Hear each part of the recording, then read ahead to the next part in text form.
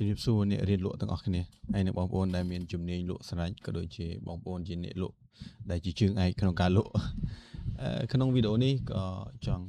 រំលេចឡើងជូនបងប្អូនលោកស្រីដែលកំពុងតែរៀនលក់ទាំងអស់គ្នាអញ្ចឹងអ្នកលក់មានអ្នកធម្មតាមានអ្នកលក់ប៉កែអ្នកលក់ខ្សោយសាមញ្ញអញ្ចឹង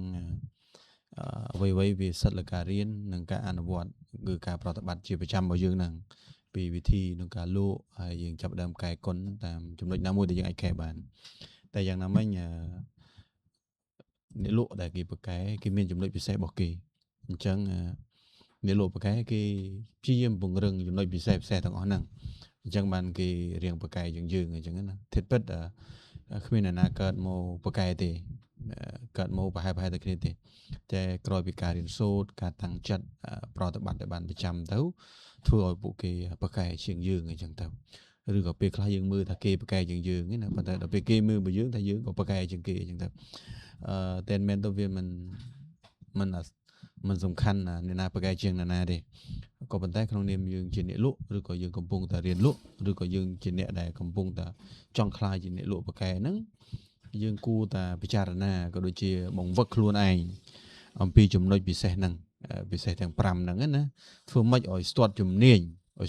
យជំនាញទៅលើចំណុចទាំង5ហ្នឹងចង់យើងប្រកែហើយអញ្ចឹងចំណុចទី1ដែលយើងត្រូវបង្វឹកខ្លួនឯងស្គាល់ពីផលិតផលឲ្យបានច្បាស់បាទ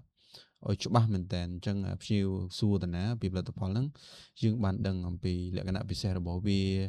ចំណុចខ្សោយរបស់វាត្រូវតែដឹងដូចគ្នានឹងលក្ខខណ្ឌផ្សេងៗដែរ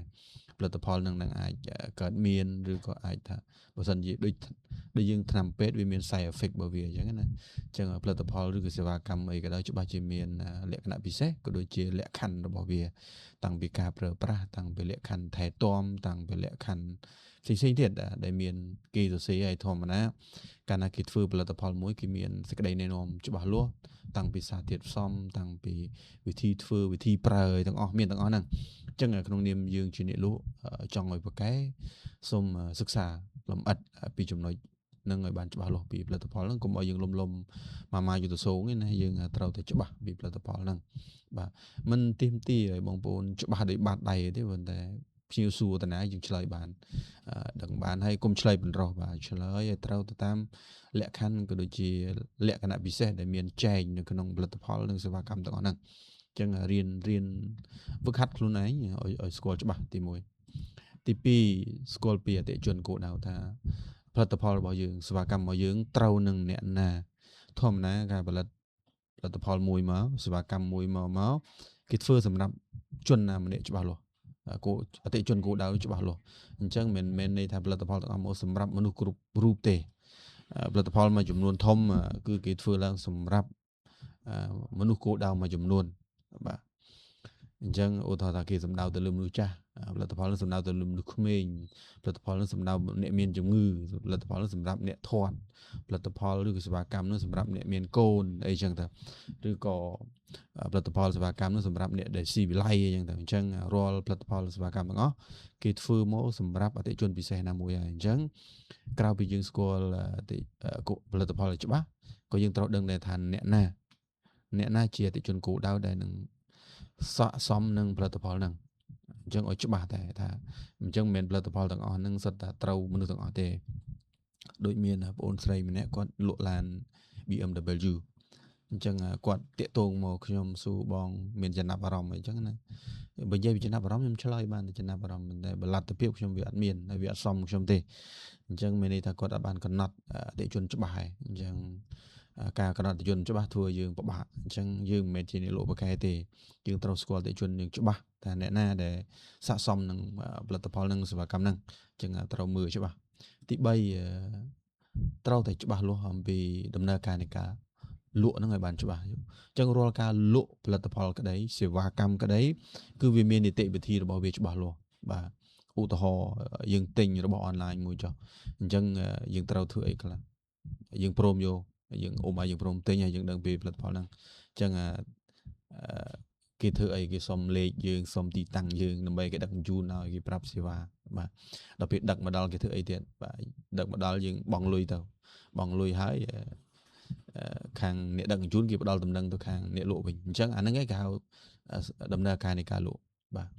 អញ្ចឹងតាំងពីភ្ញៀវសម្រាប់ចាត់ទិញរហូតទៅដល់ភ្ញៀវទទួលបានរបស់ឬក៏ក្រោយសេវាកម្មក្រោយទៀតអញ្ចឹងត្រូវតែដឹងឲ្យច្បាស់ពីដំណើរការនៃការលក់នឹងច្បាស់អញ្ចឹងផលិតផលខ្លះស្រួលលក់ដែរដល់ពេលលក់ភ្ញៀវទិញហើយដល់ពេលនីតិវិធីនៃការបង់លុយឬក៏ការសញ្ញាកិច្ចសន្យាអីគឺវាពិបាកវេទនាអញ្ចឹងក៏មិនអាចធ្វើឲ្យយើងនឹងងាយ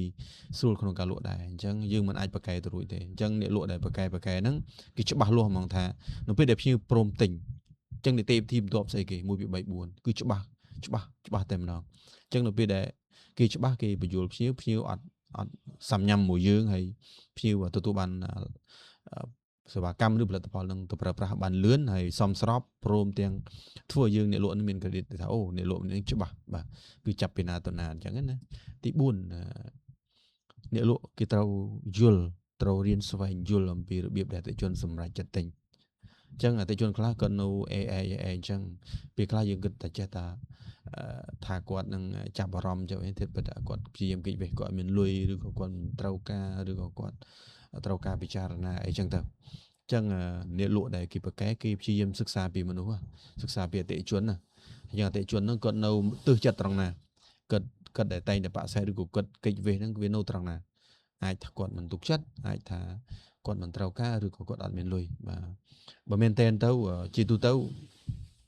គាត់អត់ទុកចិត្តឬក៏អត់មានលុយនឹងឯងបាទអញ្ចឹងដល់ពេលយើងរៀនអង្កេតទៅយើងរៀនហ្នឹងយើងអ្នកខ្លះឃើញតែភ្ញៀវគេដឹងតែទិញភ្លាមព្រោះគេដឹងភ្ញៀវនិយាយចេញមកគេដឹងបាត់ហើយដោយសារអីគ្មានកើតមកដឹងទេគឺរៀនអង្កេតនៅពេលយើងជួបភ្ញៀវម្នាក់ទៅយើងអង្កេតតែអ្នកភ្ញៀវបែបចេះអេយ៉ាបត់គាត់ចេះអញ្ចឹងការសម្រេចចិត្តគាត់បែបណាភ្ញៀវបែបចេះអញ្ចឹងនៅពេលដែលយើងជួបភ្ញៀវឲ្យច្រើនហ្នឹងធ្វើឲ្យយើងដឹងពីអរិយាប័ត្ររបស់ភ្ញៀវហ្នឹងឯងហើយដឹងពីរបៀបនៃការសម្រេចចិត្តរបស់គាត់នៅពេលដែលយើងដឹងហើយនៅពេលនោះយើងទៅចំណុចទី5បានងាយគឺយើងចេះបញ្ចុះបញ្ចូលបានហើយជំរុញបានហើយនឹងបិទការលក់បានហើយមែនតែនទៅចំណុចទី5នេះការបញ្ចុះបញ្ចូលជំរុញនឹងបិទការលក់ជាកិច្ចការងាយទេគឺចាប់ដើមពីយើងអ្នកលក់ហ្នឹងស្គាល់ចំណុចទី1ផលិតផលបន្ទាប់នេះអ្នកណានឹងប្រើផលិតផលហ្នឹងបានបន្ទាប់ទៀតផលិតផលហ្នឹងនៅពេលដែលគេចង់ប្រើហើយតើត្រូវនីតិវិធីអីខ្លះបាទបន្ទាប់មកទៀតភ្ញៀវដែលសួរពីផលិតផលដឹងពីផលិតផលហ្នឹងឬក៏យើងណែនាំផលិតផលហ្នឹងត្រូវដឹងថាគាត់សម្រេចចិត្តដោយវិធីណារបៀបគាត់សម្រេចចិត្តបែបម៉េចគាត់អ្នកខ្លះគាត់បានតែមើលទេបានតែស្ដាប់យើងតែគាត់អត់មានសិទ្ធិសម្រេចចិត្តទេអញ្ចឹងអាចថាដៃគូរបស់គាត់ឬក៏អ្នកណាមួយនៅក្នុងនឹងសម្រេចចិត្តហើយមួយទៀតនៅពេលដែលគាត់សម្រេចចិត្តបងប្អូនត្រូវតែចេះនៃការបិទការលក់ដែរអញ្ចឹងភ្ញៀវសម្រេចចិត្តហើយប៉ុន្តែបើយើងនីតិវិធីយើងនៅ end on គាត់បានដែរអញ្ចឹងត្រូវចេះបញ្ចុះបញ្ចូលភ្ញៀវឲ្យសម្រេចចិត្តបើយើងដឹងថាវិធីគាត់សម្រេចចិត្តហើយជំរុញគាត់បន្ថែមទៅគាត់ពេលខ្លះមិនមានពេលច្រើនទេហើយរបស់ខ្លះវាអស់ពីស្តុករបស់ខ្លះមិនត្រូវរងចាំទេវាទៅរងចាំគឺអត់នឹងឯងហើយការបញ្ចុះតម្លៃទៀតសោតឬក៏ការផ្ដល់កាដូផ្សេងៗក៏វាមាន deadline មកវាអញ្ចឹងជំរុញភ្ញៀវបន្ថែមហើយនឹងវិធីសាស្ត្រនៃការបិទការលក់សួរត្រង់ក៏បានមានវិធីសាស្ត្រមួយចំនួនទៀតដែលគេអាចបិទការលក់បានអញ្ចឹងរៀនចម្លើយគឺរៀន5នឹងធ្វើម៉េចឲ្យវាមានការស្ទាត់ជំនាញធម្មតាកាលណាគេស្ទាត់ជំនាញទាំង5ហ្នឹងគេប្រកែហើយអញ្ចឹងយើងដូចគ្នាអ្នកណាក៏អាចប្រកែបានឲ្យតែរៀន5ចំណុចហ្នឹងហើយចង់ឲ្យបងប្អូនលោកស្រីជាអ្នករៀនលក់អ្នកកំពុងលក់សូមអ្នកដែលប្រកែហើយជួយ comment នៅក្នុងវីដេអូនេះផងហើយបងប្អូនដែលមិនទាន់ប្រកែរៀនឆ្នៃចំណុចទាំង5ហ្នឹងហើយបើសិនជាឆ្នៃប៉ះតាណាវាតោរួចអាច comment សួរបានឬក៏ឆាតមកសួរបានហើយលើកទឹកចិត្តបងប្អូនលោកស្រីជជែកមកកាន់ពួកខ្ញុំវិញមកកាន់ខ្ញុំវិញដើម្បីខ្ញុំជួយបន្ថែមបច្ចេកទេសដោយសារក្នុងវីដេអូខ្ញុំមិននិយាយបច្ចេកទេសបានក្នុងមួយវីដេអូទាំងអស់ទេខ្ញុំនឹងមានវីដេអូច្រើនដើម្បីចែកចាយដល់បងប្អូនអញ្ចឹងសូមបើចង់ឲ្យប្រកែមើលទាំង5នឹងឡើងវិញណារៀនវា1 2 3 4 5នឹងឲ្យបានណែននហើយអនុវត្តជាប្រចាំទៅយើងនឹងប្រកែហើយអញ្ចឹងការប្រកែកាត់ចេញពីបងប្អូនប្រឹងរៀនទាំងអស់គ្នាហើយយកទៅអនុវត្តជាប្រចាំនោះមិនយូរមិនឆាប់បងប្អូននឹងប្រកែ